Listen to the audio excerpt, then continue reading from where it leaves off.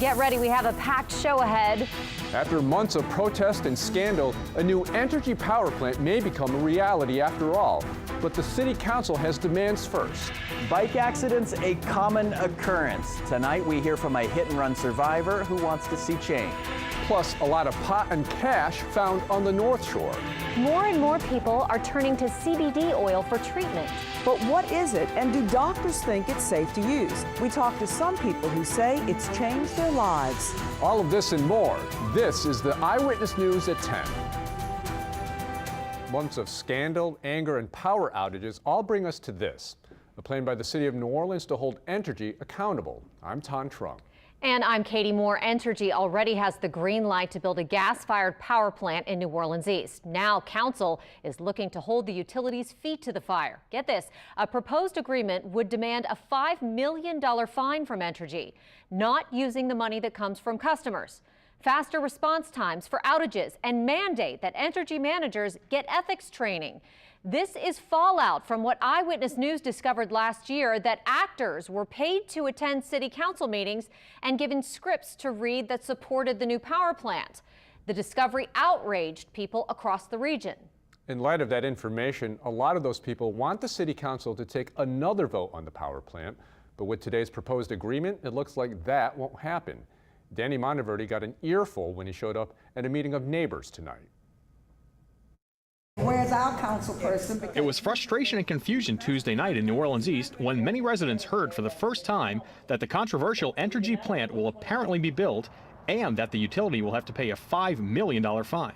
Most of that money could go to the Sewage and Water Board to try to fix its power problems. It's a disgrace. This is extremely disturbing. Neighbors say they've had the same concerns they've had for years. It's definitely the environmental issues with the gases. Aside from the air quality, the money.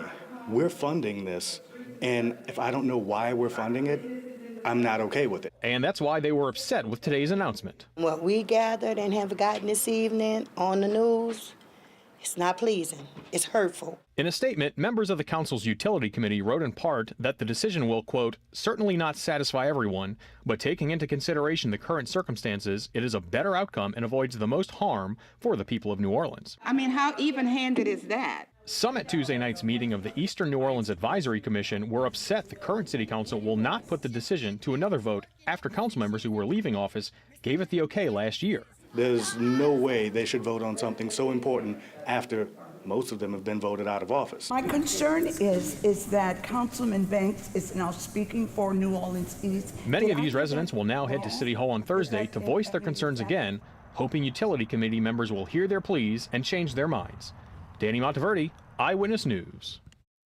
When the council voted on the plant last year, there was only one member that said no, Councilmember Susan Guidry. Tonight, in an open and candid interview, Guidry explains her decision and tells us why she feels the plant should not be built. Carice Jackman sat down with Guidry in this Eyewitness News exclusive. Do you think Entergy is going to remain accountable?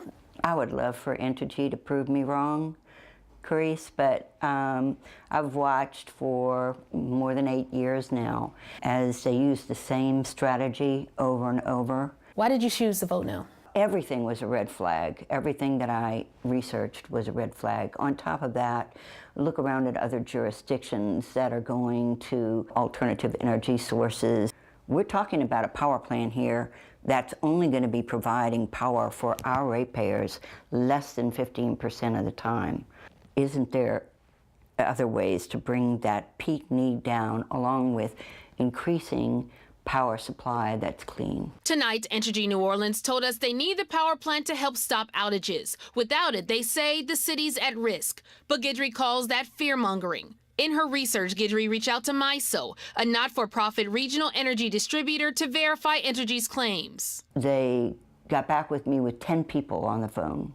I went through what I was told, and they were, at first, there was silence on the phone. I think they were all waiting for someone else to answer the question, because the answer was, no, that's not correct. The fact of the matter is it's just a matter of scheduling. We have these power companies across all these states, so we just have to schedule when the outages are going to take place for the work to be done. What's ultimately your biggest hope on Thursday? I mean, obviously, I would hope that this plant would never be built, that we would dive headlong and deep into making this a clean energy city, especially given how fragile our city is. Now we're going to put more of Carice Jackman's one-on-one interview on our website. Bottom line, the plant is approved, and with today's proposed resolution, it looks like that won't change. This so-called settlement between the city and Entergy goes to the City Utilities Committee meeting on Thursday. The buzz about CBD oil is getting louder. It's all over social media, and there are people who swear by it for many ailments. The question is, does it work? And I just remember sitting on the couch, drinking my green smoothie, and then all of a sudden, within 15 minutes, I just felt this calm, and I got the work I needed to get done, and it was actually pretty amazing. You're going to meet two women with two very different stories who claim they're benefiting from CBD. So what are doctors saying about the popular product? Find out later in this newscast. A bike rider is telling the terrifying tale of being hit by a car and watching that driver speed off. He's demanding change because the issue is bigger than just one driver. One area seeing some problems, the stretch of Rampart Street from Canal to Elysian Fields, where riders and drivers come within inches of each other every day. Here's Paul Dudley. So I was headed to work on a path I've taken numerous times. Tommy Walston knows firsthand what it feels like to be hit by 2 tons of speeding metal. And as I got in the middle of the intersection, the car just gunned it and hit me. And my first thought was that it was intentional because it was so odd. I was right in the middle of the intersection. His bike badly bent, and even worse, the driver took off. The kind of experience you can't prepare yourself for. Nobody expects to get hit by a car. Dwayne Dugas hasn't been hit in 4 years, but has close calls daily. Been grazed a dozen times right here, just in this 3-block radius for sure. And while Lova Stopel doesn't ride a bike, she sees a lot of accidents. 6 of them right there. I'm devastated. It's terrible. You know, that's how a lot of people in New Orleans get around. The collisions all happened in either the French Quarter or Marigny, and all of them in a shared bike lane. The shared lane markings just don't do enough to make it comfortable and safe for people biking. It can be confusing for people driving. Dan Favor with Bike Easy says the best way to go for drivers and cyclists is protected bike lanes, and a good place to start is Rampart from Canal downriver all the way to Elysian Fields. However, the city says they have no plans for this. There's so much room in that median and neutral ground that we could have definitely had a bike lane. She only had Walston, meantime, is doing better, and he's hopeful police have a lead on who hit him. But more than anything, he just wants change. I think making sure that the city continues to put emphasis on dedicated bike lanes and safety for cyclists is everything. Now he just hopes local leaders are listening. Paul Dudley, Eyewitness News. To the North Shore now, where police found a pile of drugs and cash. This photo comes from Mandeville, where police pulled over a car and say they could smell the marijuana. They say you're looking at several pounds of drugs and thousands of dollars in cash. Tonight, Randy Batiste is charged with possession with intent to distribute and driving under suspicion. It is carnival season, and we're getting an idea of what it takes to keep you and your family safe during our world-famous parades. In addition to New Orleans police patrols, there will be 170 state troopers along parade routes as well. It's the 40th year state police have partnered with the city for Carnival, and they're asking for your help as well, saying if something doesn't look right, for you to report it right away. Mayor Cantrell is also asking everyone who comes in for Mardi Gras to remember these rules of the route. First, no guns. Make sure you don't park on neutral grounds.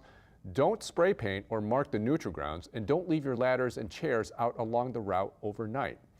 And before the next parade rolls in just 3 days, you should download our Eyewitness News Parade Tracker app.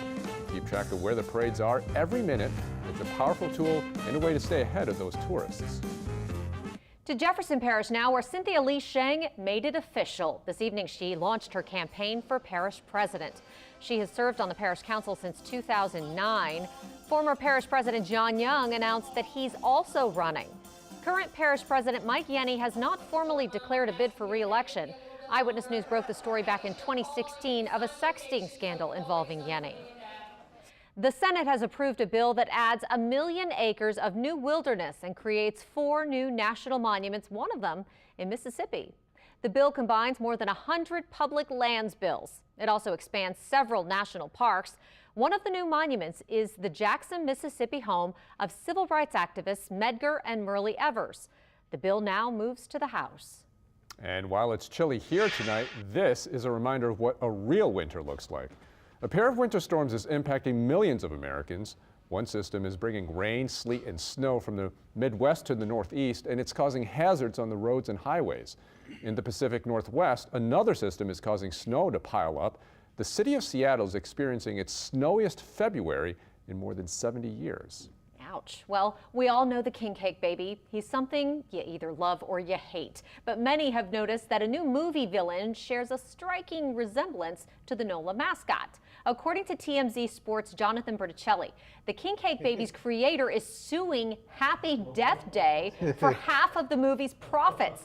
Wow. In the suit, Berticelli says no one involved in the production of the movie contacted him asking for permission to use the king cake baby's likeness.